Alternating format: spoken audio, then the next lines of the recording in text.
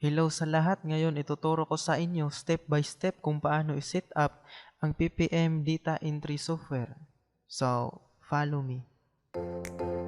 So, after ma-activate ang account mo, punta ka agad sa Products and Services. Okay? Then, Data Entry. Close. Pagkatapos, link my account to our software. So, set up na natin dito. Ilagay mo sa mode of encashment, PPM. Okay. Account password mo. Ilagay mo dyan. So, madali lang.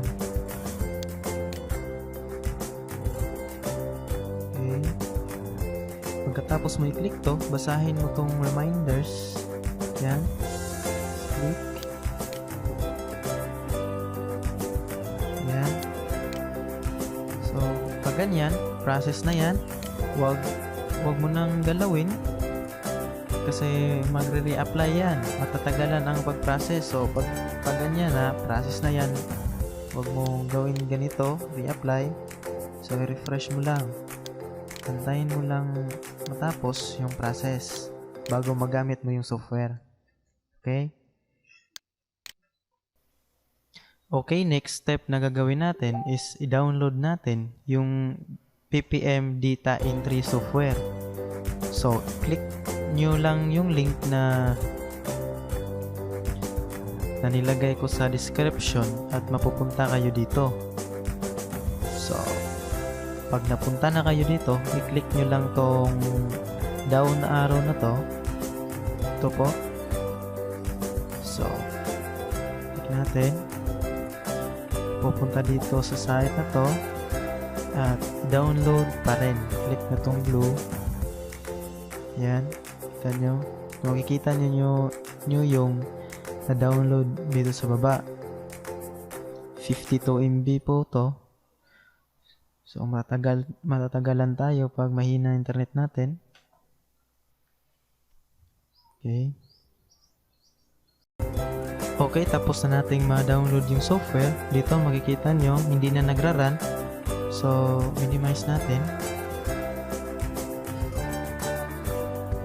Click natin yun. Hanapin natin yung downloads. Dito. Makikita nyo. Ito. Dito na. PPM Data Entry Java version 15. Oops. So, drag natin to sa desktop. Okay. Follow. X natin. Tapos right click, extract files, click extract files. Then oops, ayan, click OK. Click OK. Running. Ito na yung folder. Yan, ito na yon. So click natin.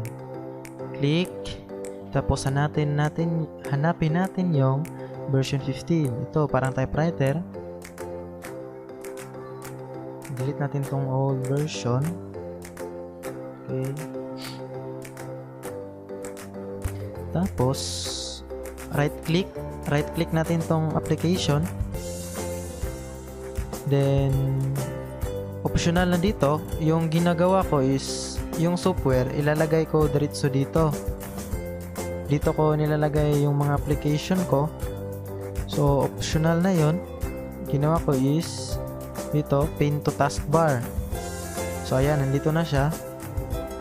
So yung iba is right click, create shortcut. Ito na yun, oh. Ito na yung create shortcut. Tapos, drag dito sa desktop. Yan. Dito na, pero dito ko talaga nilalagay yung ibang application ko. So, nasa sa inyo na yun kung dito nyo ilagay sa desktop or dito sa taskbar. So, pag-click natin to, right click, run as admin. Ito na yun, pwede na magamit kung matapos na yung process ng link to software ninyo. So, close na natin. Ito din sa taskbar, click natin. Okay, ma-open din siya. So, i-delete ko to. Nasa sa inyo na yun kung dito nyo ilagay or dito. So, delete ko na to. So, wag nyo i-delete tong mga folder dito. Ito, pwede nyo ilagay sa ibang folder, pero itong ppm data entry version 15 or software, wag nyo i-delete, baka mawala ito. So, kung mawala, kasi na-delete nyo, pwede nyo i-install ulit. So, ganun lang din ang process. Okay? So, ganun lang po. Next step na naman tayo. So, after 24 hours, processing ng account mo, link to software. So, check na natin yung data entry profile natin. Check natin kung meron ng software password na binigay. O, ayun, meron na. So, kita natin dyan, software password, blurred lang natin para hindi makita ng iba. So, bago mo i-click to, so, wag mo itong i-click. I-click mo lang to pagkatapos mo mag-type para request update ng earnings mo. So, ayun, basahin mo dito yung mga rules, tips para iwas ban. So, pwede ka naman mag-unban. Okay? So, ayan, payout rates, payments. So, let's start. Start na tayo mag-type.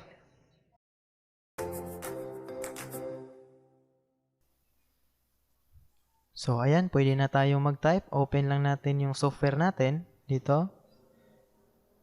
Okay? Ito, workspace notification. Pwede nyo itong i-copy doon sa browser nyo. Yan, para mabasa nyo yung notes. Okay, login na tayo. So, bago kayo magsimula, dapat basahin nyo to para ma-aware kayo kung ano bang dapat or hindi dapat gawin. So, ayan, nabasa ko na yan. Settings tayo. Add natin yung account natin.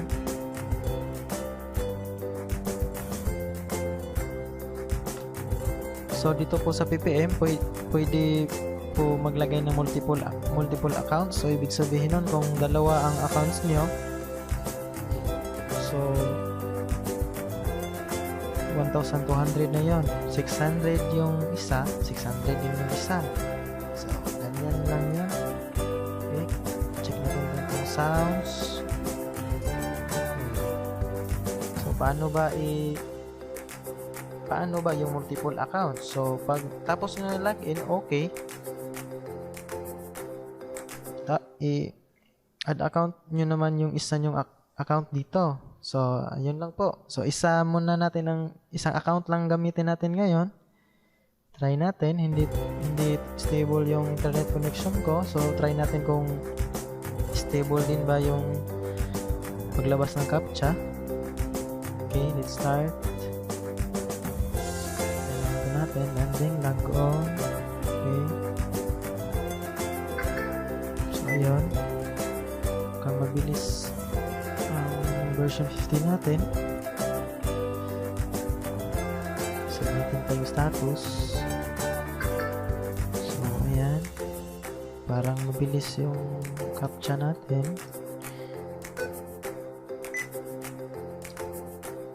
Alright. Antayin mo natin yung isang lumabas. Yan, parang mabilis nga. Mabilis nga yung bagong version natin.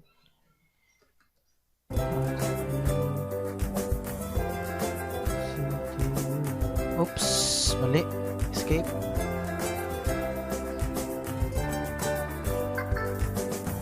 Yan. Mabilis yung CAPTCHA. Ako.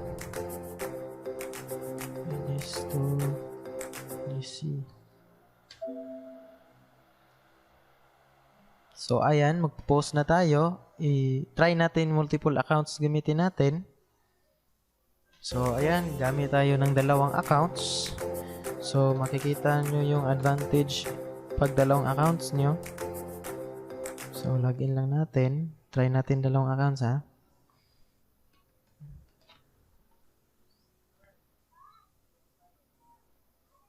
Okay. Login yung isa.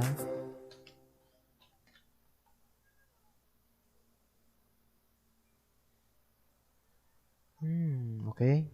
Sakto. Yan, dalawa gagamitin natin. Makita nyo username ng isa, username din ng isa. So, dalawa. Okay? Start na tayo.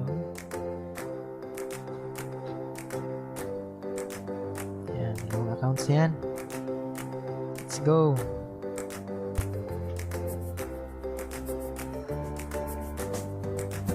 So, loading. Tayo na natin.